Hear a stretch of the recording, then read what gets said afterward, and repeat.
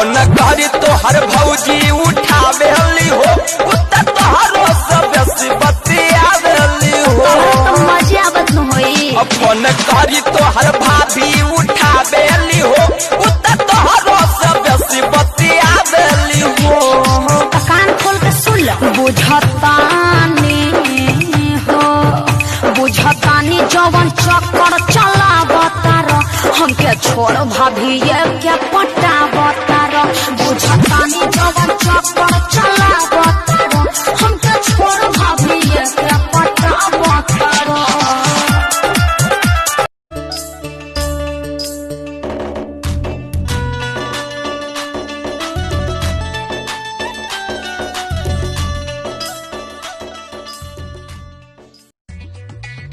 लूजरा में रानी लूजरा में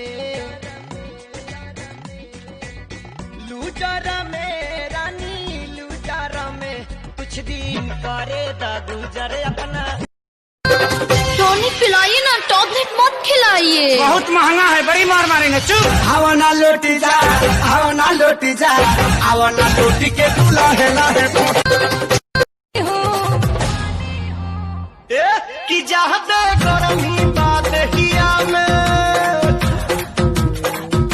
कि चाहते गरमी बात हिया में तो बरफ के पानी हो। अरे हाथ तक हो रहा डीजे अमित बहलीपुर देखेगा पड़ी। बैठा बैठा ये बैठा बैठो बेटा बैठो।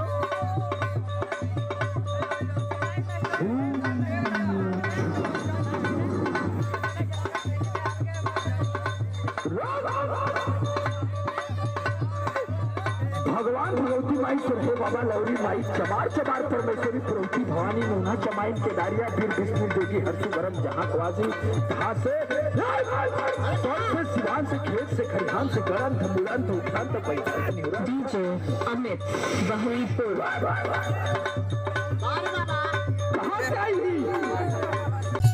लीजिए मैं समस्या बता रहा हूँ, इसका हल आपको निकालना है। तो बताइए क्या समस्या है आपकी।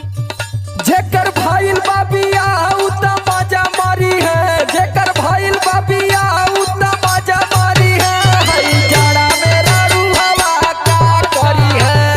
चले बिया बिचार किया मेला में ऐसा ना कि एक यार से संदीप राज से मंगवा ले, ठीक है ना, हमें टाइम ना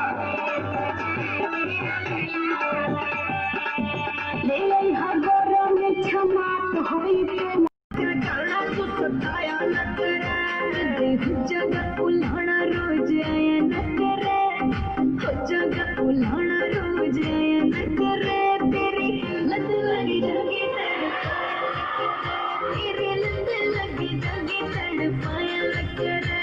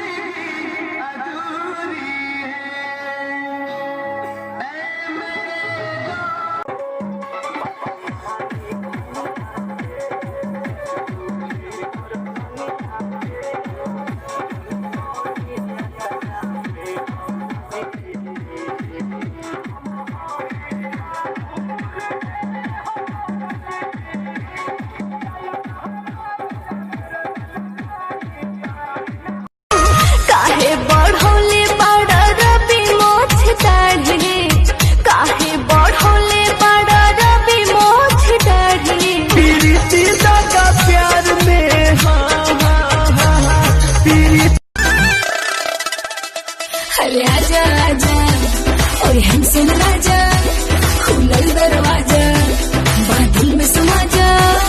और कमर के झटका मार मार के बिजली गिरी देखा पागल।